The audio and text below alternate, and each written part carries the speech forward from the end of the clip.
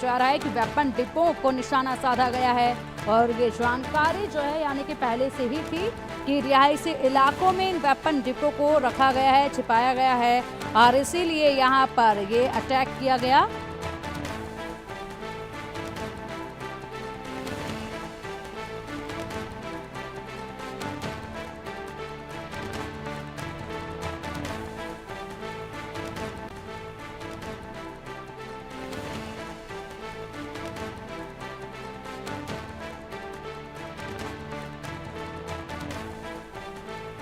तो यूक्रेन पर रूस ने एक बार फिर से प्रचंड प्रहार किया है। रूस के हमलों में यूक्रेनी वेपन डिपो तबाह कर दिए गए हैं। इसी पर खासी चर्चा के लिए हमारे साथ खास मेहमान जुड़ चुके हैं। हमारे साथ डिफेंस एक्सपर्ट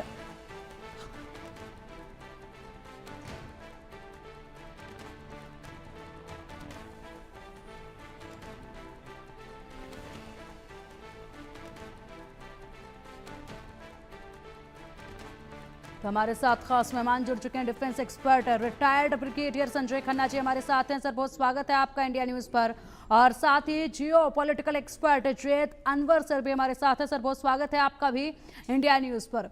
लगातार यहाँ पर जिस तरीके से चारों तरफ आग उठती नजर आ रही है, हम इस वक्त बात करेंगे रूस यूक्रेन युद्ध की, लेकिन इजराइल और ईरान के बीच में भी जो युद्ध जारी है उसमें लगातार रूस की जो तीखी प्रतिक्रियाएं हैं वो भी देखी जा रही हैं। दूसरी तरफ रूस ने अब हाल ही में एक बड़ा बयान दिया। बड़ा बयान ये दिया है कि यूक्रेन पर पूरी तरीके से कब्जा है। जहां पर भी हमारे जवान कदम रख रहे हैं वही जमीन जो है वो रूस की हो जा रही है। और इसी के साथ उन्होंने और भी कई जगहों पर कब्जे की बात कही है। लगातार उनके बड़े दावे सुने जा रहे हैं। संजय सर जी देखिए, एक थोड़ी सी पृष्ठभूमि दूंगा। ये युद्ध आज का नहीं चल रहा है यूक्रेन और रशिया के बीच में। ये युद्ध जो है 2014 से चल रहा है और वहाँ पे जो यूक्रेन है उसमें रशियन स्पीकिंग पॉपुलेशन काफ़ी है, क्योंकि आप सबको पता है कि जब ये सोवियत यूनियन था तब यूक्रेन भी जो है सोवियत यूनियन का एक हिस्सा था और बाद में जब वो टूटा है तो ये एक अलग कंट्री बन गई है। पर वहाँ पे अभी भी जो है बॉर्डर एरिया में लोग हैं ऐसे हैं जो कि रशियन बोलते हैं और रशिया के साथ हैं। तो 2014 में जो है रशिया ने अटैक किया था क्रिमेनियन पेनिनसुला पे और उसको उन्होंने जो है कब्जा किया।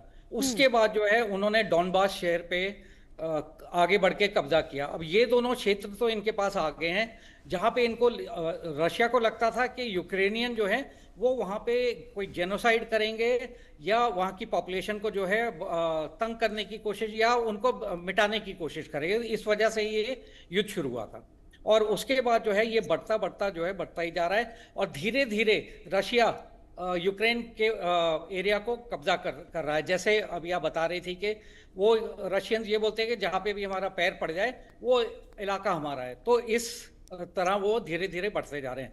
अब आपको थोड़े दिन पहले ही कीव जो एक महत्वपूर्ण शहर है यूक्रेन का, वहाँ पे बहुत ज़्यादा ज़बरदस्त जो है मिसाइल और ड्रोन अटैक्स किए गए थे 27 जगहों पे। उस शहर की 27 जगहों पे जो है ये ड्रोन और मिसाइल अटैक्स किए थे और उस टाइम काफ़ी लोग इंजर्ड हुए थे। और अब ये फिर रशिया ने जो है अटैक्स किए हैं और जगह पे, वहाँ पे भी जो है जानो माल की काफ़ी क्षति हुई है। तो रशिया रुकने वाला नहीं है और रशियन प्रेसिडेंट जो है पुतिन, उनको पता है कि मुझे यूक्रेन को जो है जहाँ तक भी मैं अपना एरिया ले सकता हूँ और लूँगा।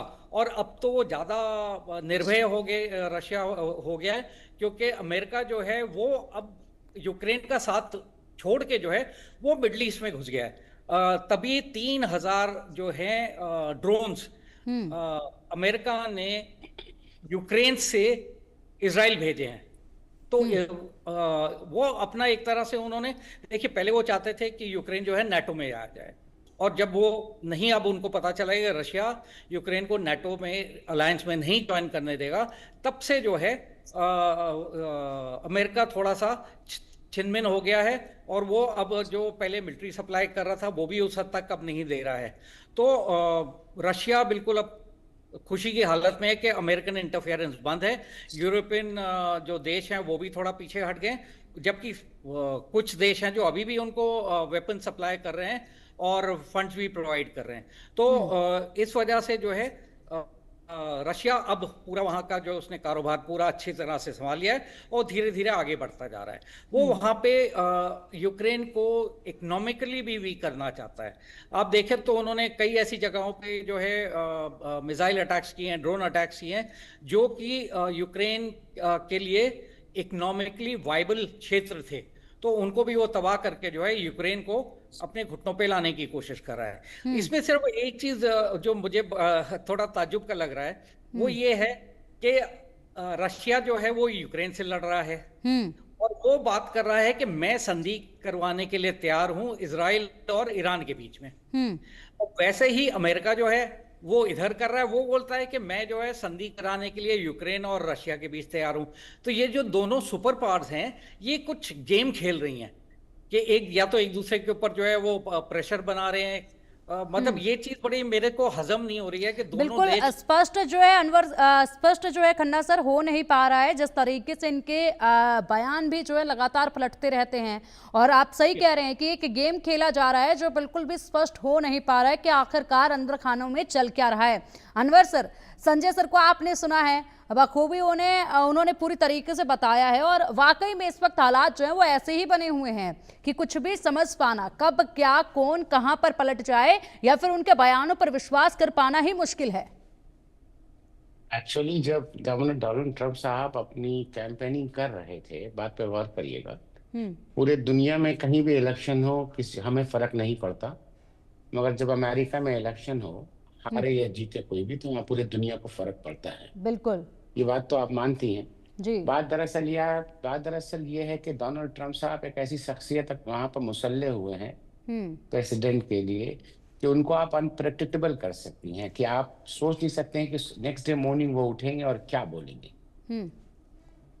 बोलेंगे और दुनिया किस सिम जाएगा। ये एक पहलू रहता है हमेशा, ये आप समझ नहीं पाइएगा अनलेस उनके मुंह से कुछ निकले, और क्या निकले और क्या होएगा पता नहीं।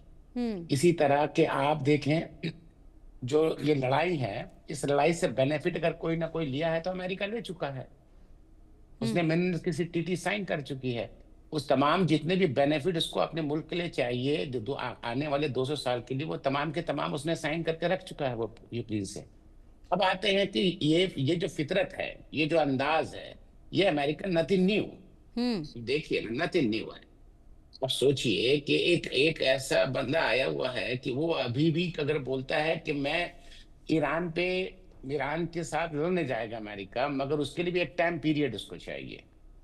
एक टाइम पीरियड चाहिए। सोच लीजिए कि जिस तरह से वो ट्रेड वार के दौरान पे ट्रेड टैक्स लगाया है इन्होंने तमाम दुनिया पे, तो उसके लिए एक पीरियड रखा। तो ये एक मिजाज क्या है, पूरे दुनिया में इनका एक बात चल रहा है। मगर ओवरऑल यूक्रेन आज भी एक ऐसे पोजीशन पे खड़ा है कि वो लड़ रहा है, मगर इसके पीछे किसने उसको उस्काया था, किसने उसको उसने दूर लेके आए थे?